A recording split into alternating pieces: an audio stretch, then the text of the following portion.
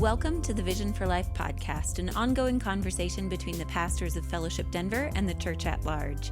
Each week we talk about life, faith, the Bible, and how to follow Jesus as we go about our daily lives. I'm Autumn, host of the Vision for Life podcast. The basis for everything we discuss here is God's revelation of himself to us. His revelation surrounds us. God's revelation of himself brings wisdom and clarity to those who lack the ability to see. It provides us with a unique spiritual light that allows us to see things that we couldn't previously, unaided by God's word and God's spirit. And Hunter and Dave are joining me on the podcast today. Welcome. Hey, Autumn. Thanks for having me on. Yes. Autumn, great to be back with you.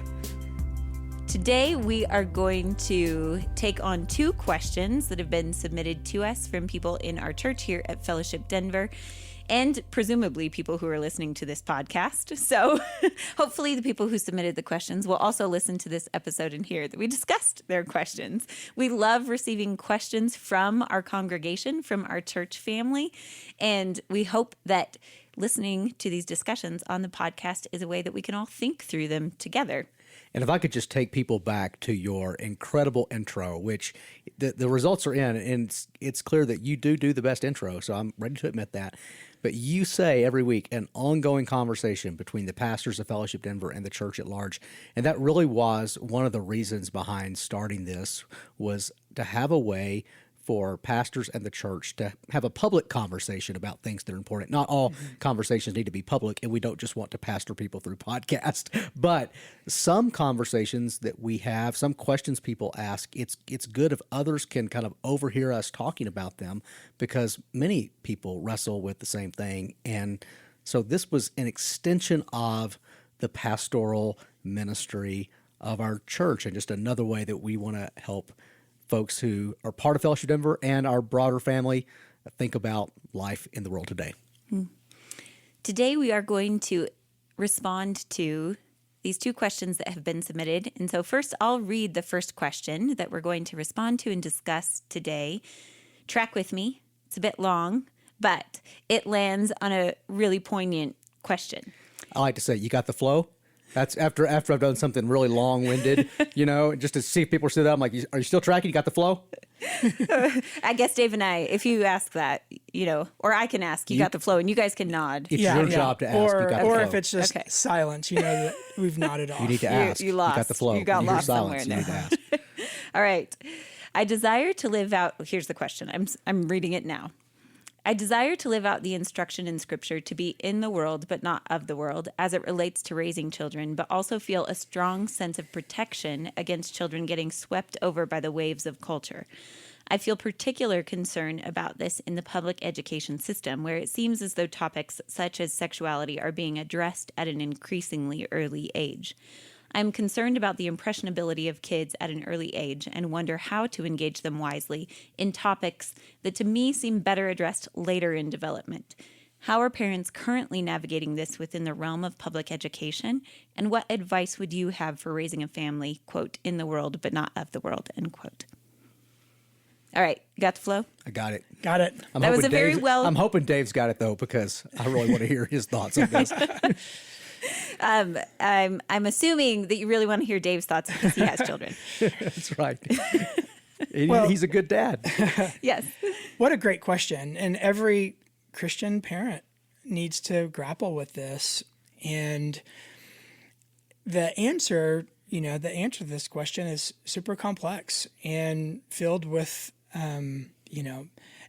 perhaps not as much clarity as the questioner hopes to receive. But I do think there are some principles that you can hang on to as you're grappling with how do we raise our kids in a mostly non-Christian environment, in a school environment, and have them not be so significantly shaped and influenced by the prevailing culture that they're inoculated against the gospel. So it's a great question.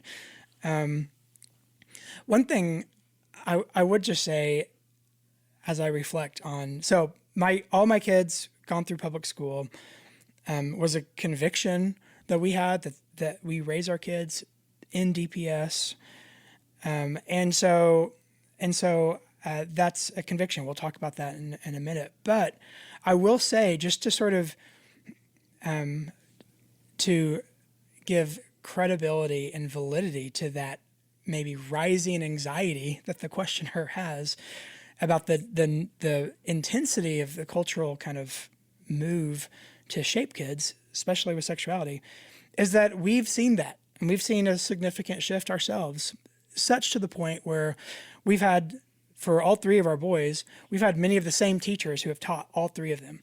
And we noticed that one teacher who taught all three of our boys in a grade where they talk about, begin to talk about sex and how. And what grade is that? 5th grade. And what's fascinating is that they had the exact same teacher, and yet the teacher's posture actually shifted with each kid to where when Will went through, the teacher, her attitude towards us and towards Will is like, hey, your parents are the authority on this. You need to respect them, the tradition that you're raised with.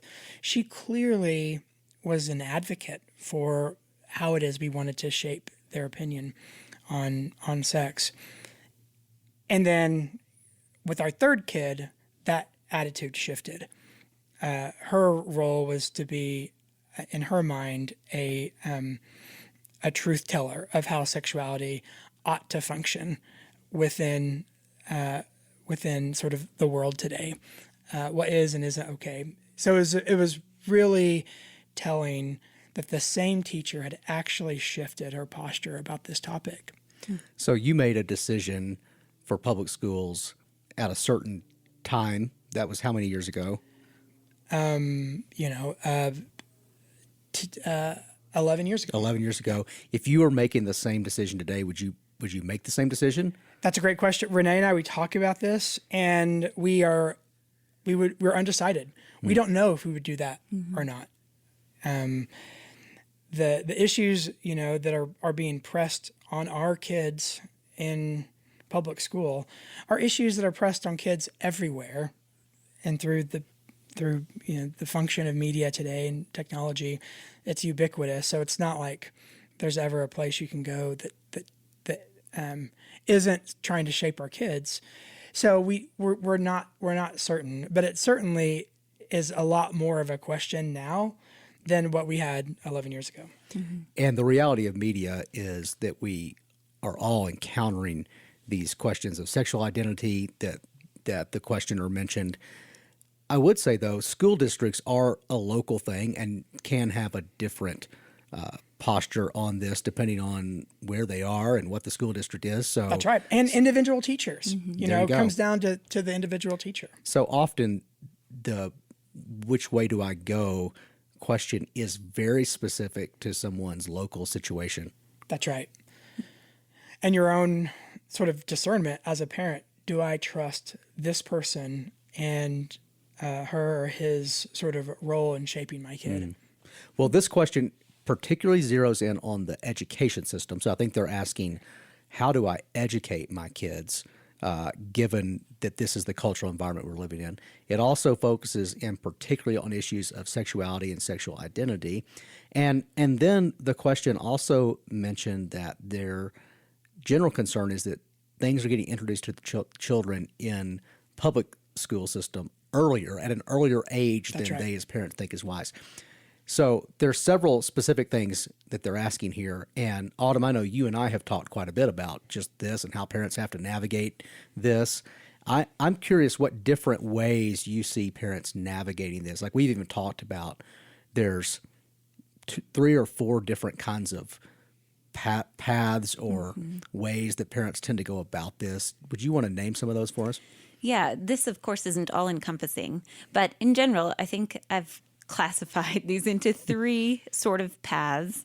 The first way, and I also want to say, I don't see any of these as being inherently good or bad. They're simply a decision that parents have to weigh, both based on their local situation, the needs of their family, that factors in. Sometimes private school simply isn't available for some families. And so there are needs of your family that factor in, and each one has some inherent benefits and then some potential dangers. So we can discuss those too. As our executive pastor, Fred, often tells me, pick your problem. He just, whenever we're making a decision, he's like, well, which problem do you want? And I've had to learn, like, oh, all decisions have problems. It's just a matter of which problems I want. I tend to think there's going to be a decision that doesn't have problems attached to it, but that's actually not the case. And Fred, the hardened pragmatist, reminds me of that regularly. Yeah.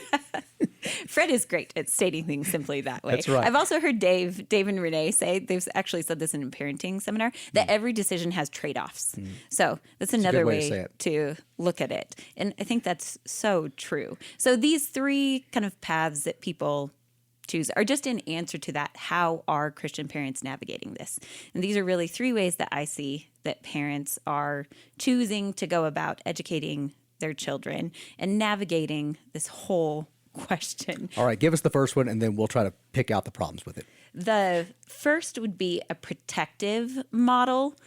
And this sort of path really says that we want to protect our children from these influences that we see in culture, some potentially dangerous narratives or dangerous influences.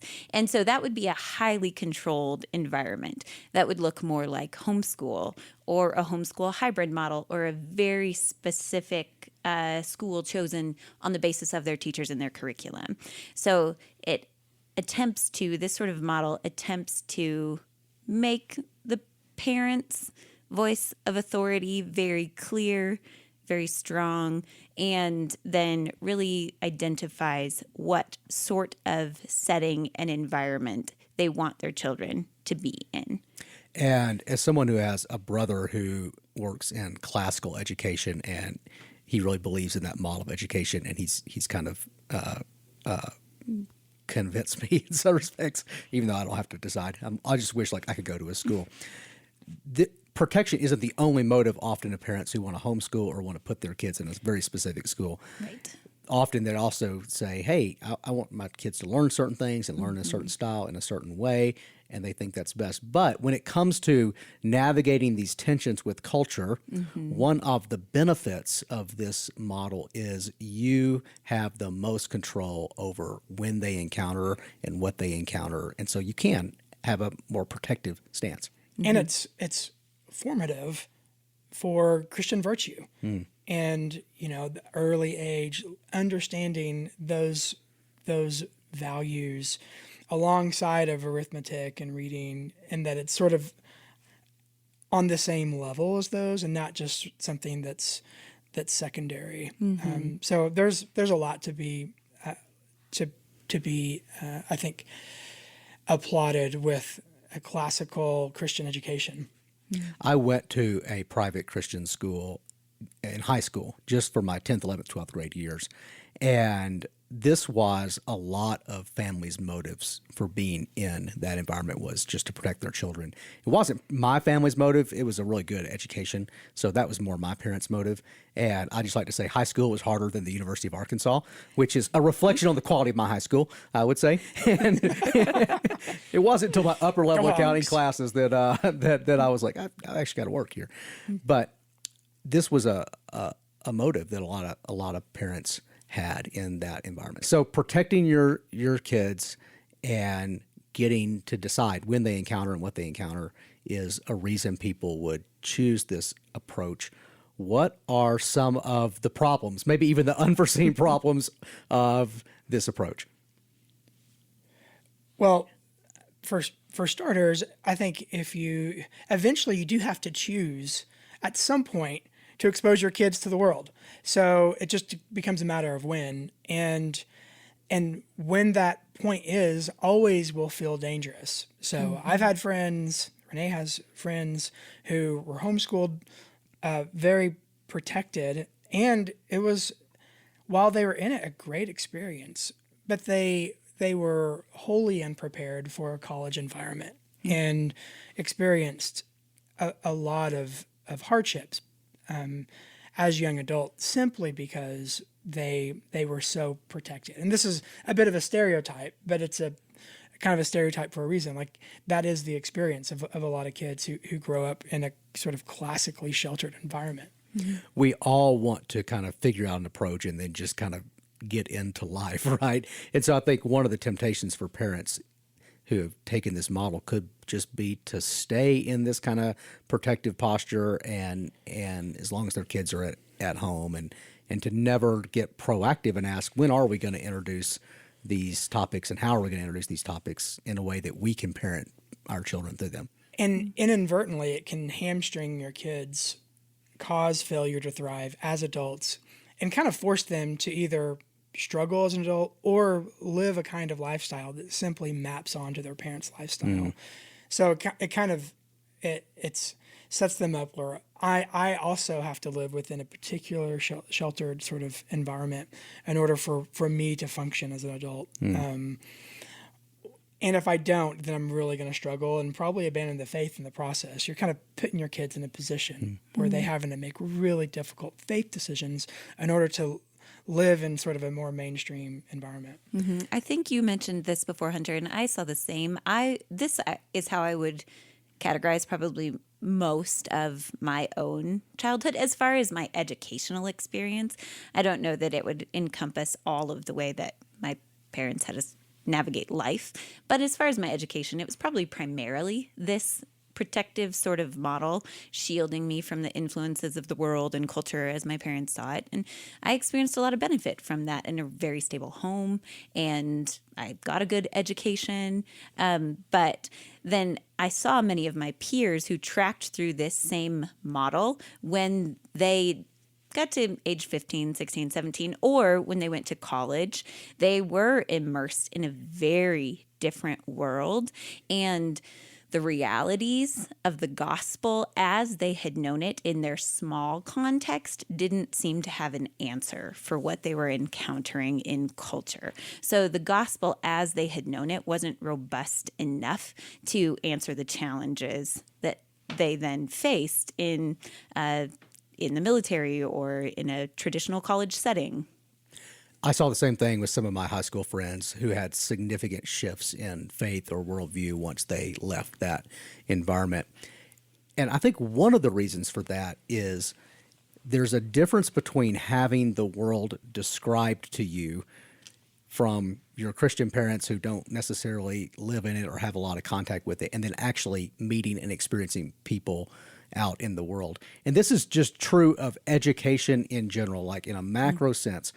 To have opposing viewpoints described is almost never as good at preparing you as actually encountering real people who hold those viewpoints. This was true in seminary, like when profs would describe competing theological positions that they clearly didn't hold, and they would describe, well, the other view says this, this, this. And then if you actually go and interact with someone who holds that view and is very thoughtful and intelligent about it, you actually find yourself challenged to interact with it in ways that your prof, who didn't believe it and just described it, couldn't help you do.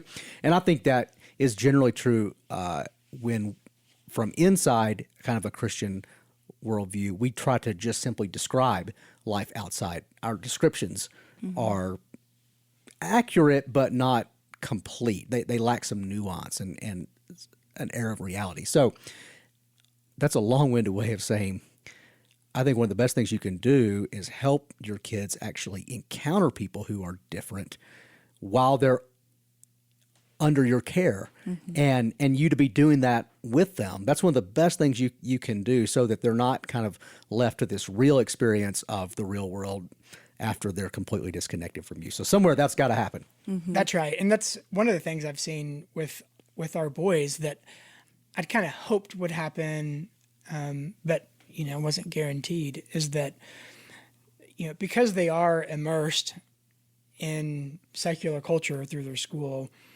they actually see, they're experiencing the dysfunction of the cultural trends in the lives of their own friends. So they can be taught and have been taught at home through church, sort of what truth is, etc. But for them to actually see it sort of flesh out with their own friends, and it's created a kind of skepticism towards kind of what the cultural trends are pointing them to. That's kind of interesting, but because they've experienced it, and we can process it together at home. All right. So the first approach that you see is kind of this protective approach where you proactively decide, in what way do I want my children to be schooled? Where do I want them to be schooled? What do I want the curriculum to be? Who do I want the teachers to be? And one of the benefits is protective. Okay. What's the second approach? I think the second approach is a scaled kind of model or a scalable path that asks sort of the question that was submitted to us, like, are my children going to encounter these cultural narratives at a time that is developmentally appropriate? And should I be proactive in how much I allow them to encounter when? So I think this can look a variety of ways, but I find it to be pretty thoughtful and people navigate it differently. But it looks something like, maybe I want my children to be in a really particular school environment when they're young, so that I do have a high level of control or knowledge about what is being communicated to them, who are their teachers.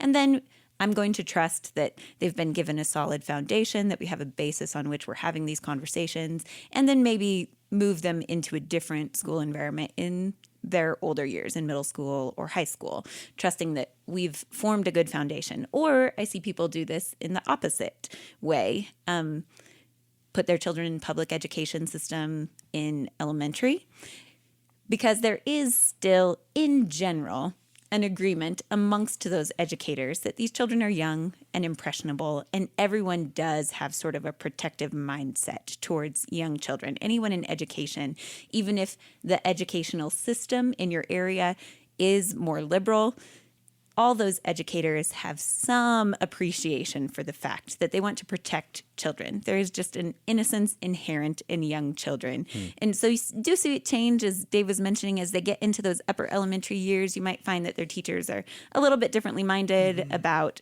what topics they'll introduce. But in general, there is this kind of approach.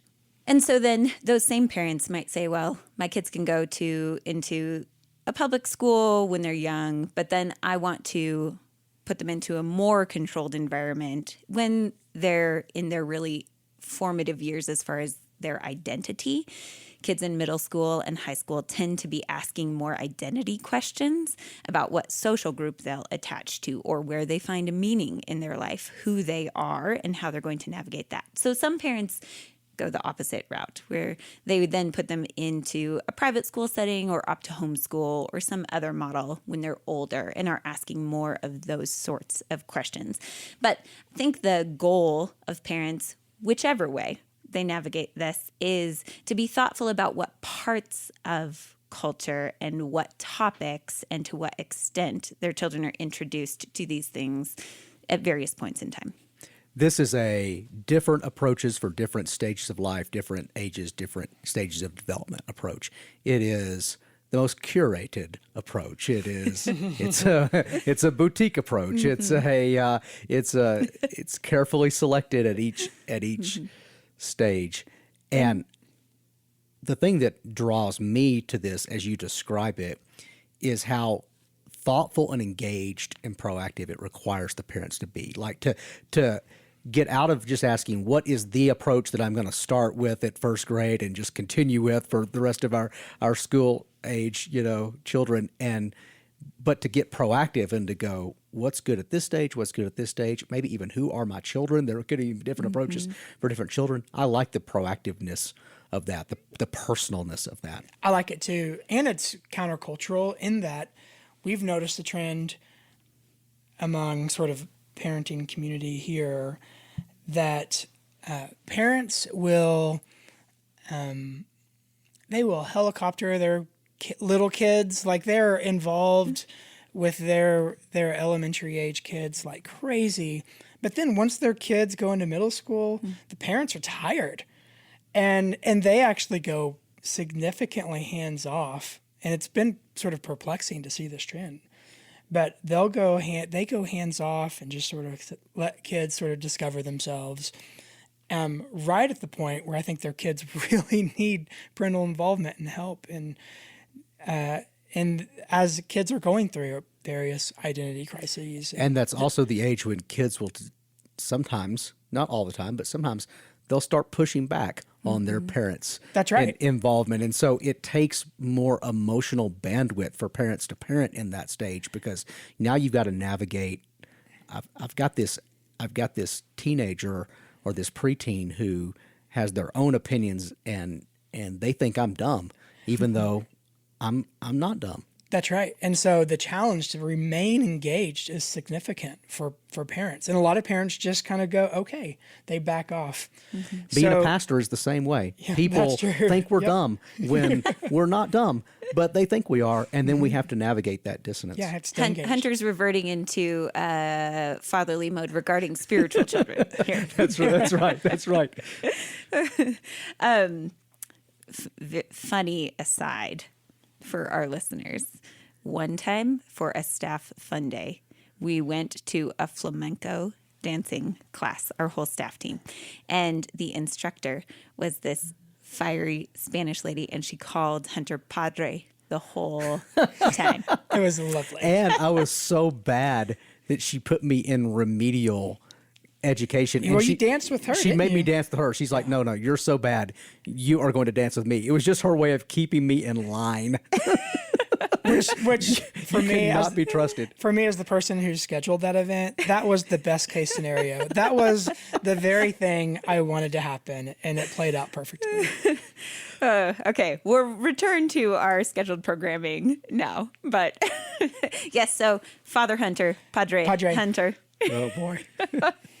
I do think that a pitfall of this approach, or something to be aware of, I guess, for parents, is that you feel like you're investing a lot, being very proactive, being very thoughtful, and that can carry this temptation to be assumptive about how your involvement will end up. So, in essence, treating your child's life like a product that you're hoping to produce via the right education choices, because you've been incredibly thoughtful, remained engaged, put in the effort and the vulnerability that this will require. All of those are good things, and I think will result in a good relationship with your child. But you can't head into it with an assumption that you will discover the correct formula that will produce a life that you hope will be successful or happy or will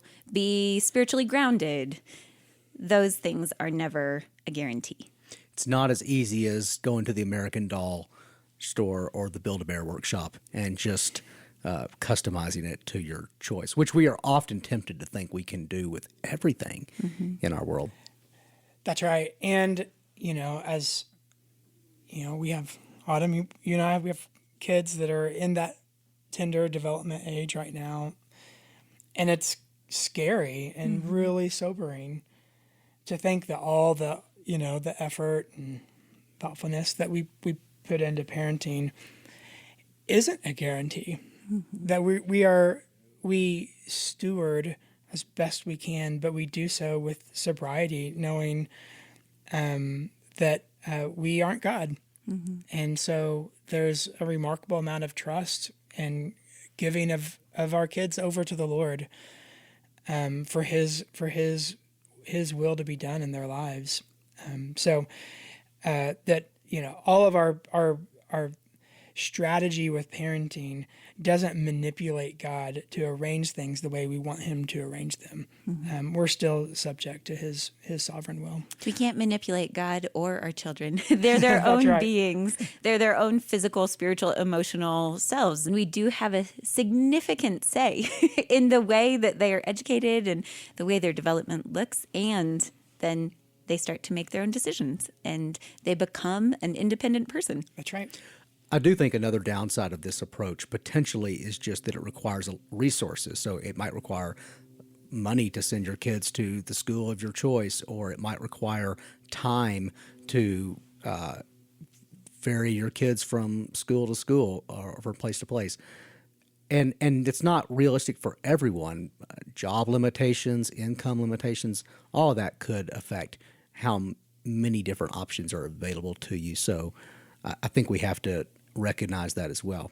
Now, I will say, kind of as a caveat to that, I often find that parents who really want to be creative and proactive in educating their children have a lot that's available to them when they're willing to look for it.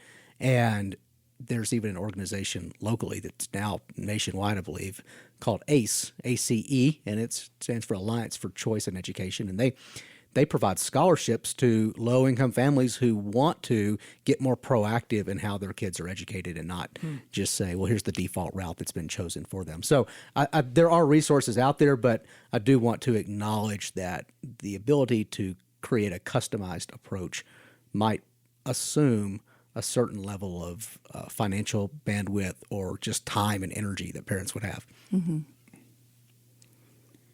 All right, let's move on to the third path that I see people take. And again, these are just generalizations, but is an immersive route that chooses to enter into the public education system here in Denver that would look like readily available public schools and or charter schools that are a part of our choice process that are available widely to parents to participate in. And so you do have some measure of choice, as that word indicates, over which school you opt your kids into, but some of it is really set for you.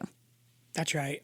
And this, Autumn and I, we kind of on purpose, I think, chose this route. And the reason why we chose it was a belief that really was a confidence in the gospel. We actually think the gospel is real and powerful. And so we weren't overly afraid of the influence of culture in terms of it kind of winning the day in the souls of our children. And yet we knew also that our kids were going to have to be engaged in culture. And so why not expose them fairly early on and to create context for them to grapple with what culture says is true, while us as parents can interact with them. It highlights the importance of vibrant sort of home life and church community, but it also doesn't shield them away from the crap that happens in the world. Mm-hmm. And you called it an immersive approach, Autumn. It's really an immersive approach as it pertains to education, with building other things around your kid's life like church and family, robust family life, that are going to maybe go in a different direction, inform them in a different direction than the school system is. Mm-hmm. And in direct contrast to what you described in the protective approach, which says we can talk about these issues in culture, as Dave just mentioned, you're addressing them with your children in real time. These questions come up because they have friends who are navigating these things, or they have teachers, as Dave mentioned, who are going to bring up certain topics. As contained in the question, one of the most prevalent topics right now that our kids, particularly in middle school and high school, are immersed in every day are questions of sexuality. And so not only are they seeing this at work in the lives of their friends, they're navigating these questions for themselves. And this gives us as parents an opportunity to track through those questions with them as they're asking them in real time. So if the first two approaches say we're going to decide when we're going to introduce these topics, this approach says we can't necessarily, or we're going to choose not necessarily to decide when to introduce these topics. We even maybe recognize they're going to be introduced earlier than we would like, but we're just going to be there. We're going to be available. We're going to be really well prepared to engage these as they come up. You hope you're well prepared. That's right. I don't know that we are ever as well prepared as we would hope, but you can continue to be present. Well, that was a not parent who just said that. But that tension of being prepared is part of the issue, is part of the challenge, is that you have to have an authentic, vibrant, sobered relationship with God, because you have to deal with that issue real time with your kid. And so it does create more discomfort, that maybe, if your kid is really protected, it sort of kicks the can down the road a little bit, but it does create discomfort earlier. But it forces you to be a learner and really engaged in the realities of culture. And for me, the biggest benefit of it has been it's really, and again, I'm still in the middle of it, so we yet to see if this is the quote unquote right path or not. But my kids definitely don't think the grass is greener on the other side. They've seen the grass on the other side, and it's not terribly green.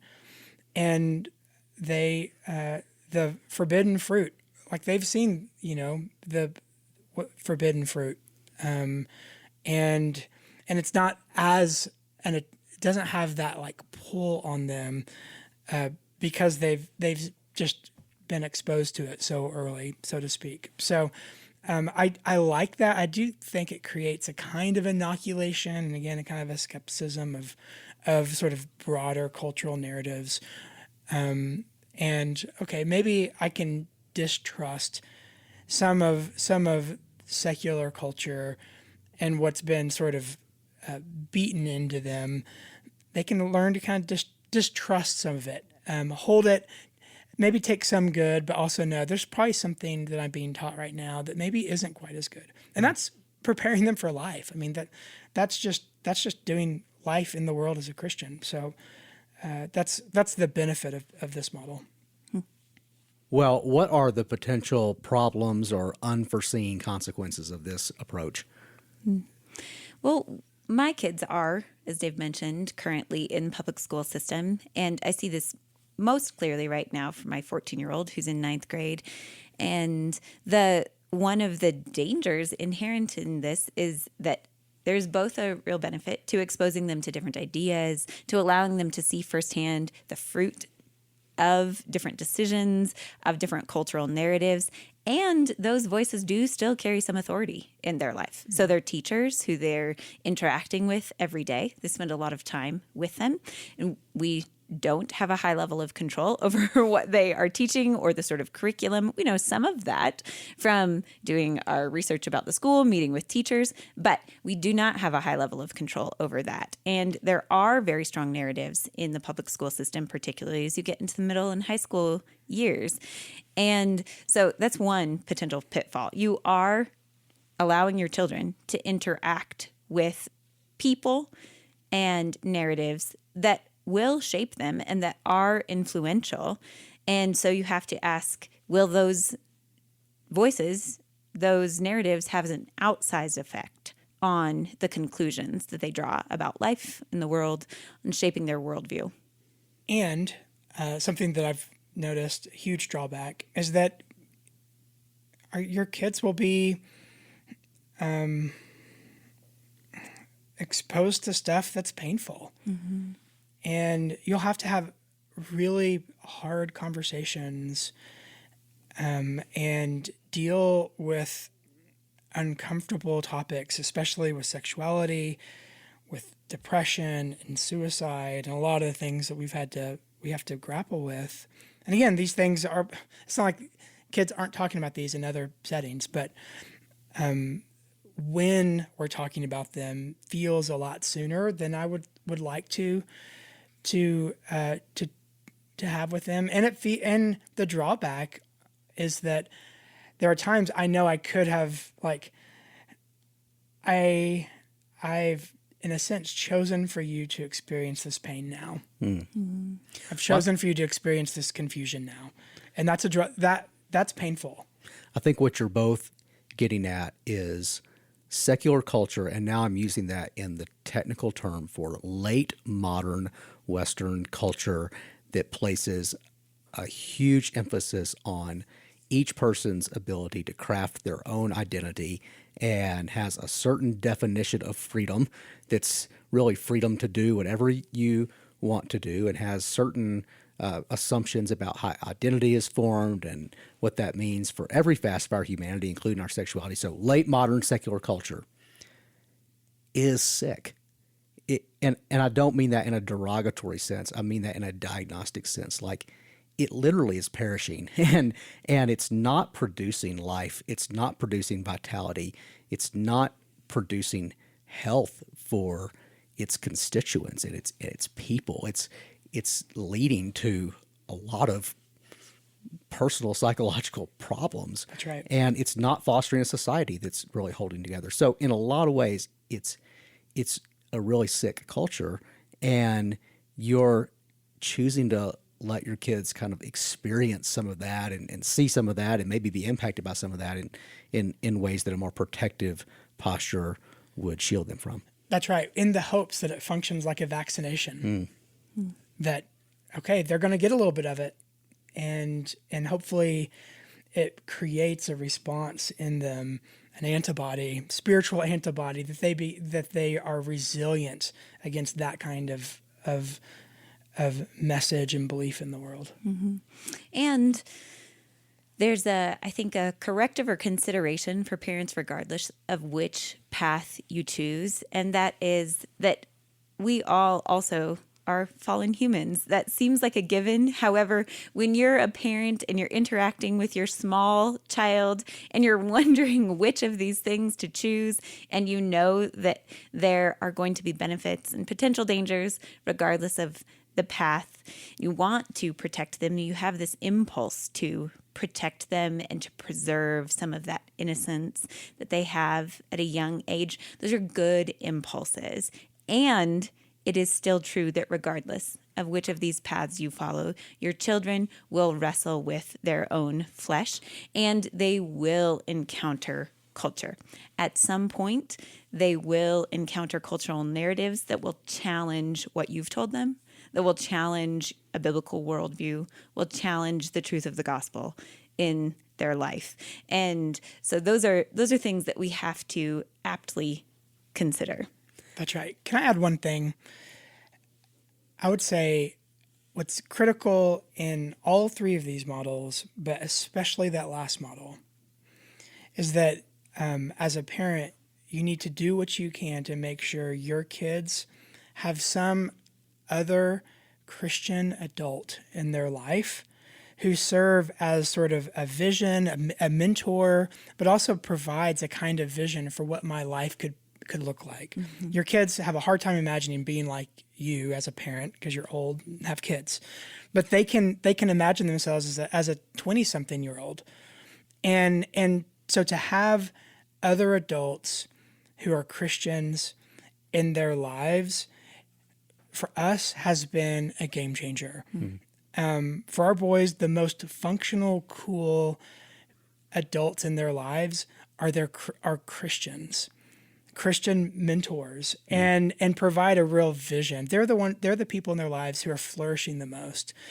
So it addresses the question: is the gospel real? Does it work in real life? They've seen it manifest in real adults in their lives beyond mom and dad. I think that speaks to something else we've talked about, Dave, in that regardless, again, of which of these you choose, your own vital relationship with Jesus will have an impact on your kids' lives, whether it is immediately seen or not. Your family environment will have an impact on your kids' lives, and then your church community will. And still, regardless, I would just offer that caution to parents that all of these things, you can walk with Jesus, involve your children in a very good community, choose a very specific educational route, and they will still begin making their own choices. So we cannot ever assume that what we're doing will result in a particular sort of person or outcome. And their life isn't over when they turn 18 and leave your house either. So a lot of people's best parts of their story are in the future still, and we can trust God and pray for that. Mm-hmm. And we also encounter regularly beautiful stories of people who are a part of our church who weren't raised in Christian families at all, and who the Holy Spirit drew to God, and they have a vibrant walk with Jesus. Well, we have been long-winded enough today, and we said we were going to address 2 questions, and we did 1. So that means we'll have to have another Q&R episode. Autumn, if you're down for it, we'll do another one. And want to just encourage people to keep submitting topics that they would like us to talk about. Describe your concerns and your questions in ways like this listener did, and we'll just take it and chop it up. Hunter, Dave, thanks for joining me today. Hunter mentioned you can submit your questions. He knows I love that phrase. Chop it up. Makes me feel like I'm a part of a good old boys club or something. But if you have questions, we would love to know what you're thinking about, what you're wondering about. Send those to podcast@fellowshipdenver.org. Hey, this is Autumn again. I wanted to pop back in here quickly to tell you about some classes that we have coming up at Fellowship Denver. We often hold Vision for Life classes that are a lot like what you hear here on the podcast, and we teach about, talk about, learn about topics that are relevant to our everyday lives and how the gospel really works itself out in our day-to-day experiences, in our day-to-day reality. We have another sort of class that is going to be similar but slightly different than our Vision for Life classes and slightly different than our podcast in that it really will be more theological in bent. We're calling these Foundations classes. Foundations classes will provide our Fellowship Denver family and participants from other local church congregations an opportunity to develop foundational theological principles which will enrich our understanding of God, His Word, and ourselves. We are going to begin offering these classes this fall on October 27th, and 3 classes will be offered concurrently.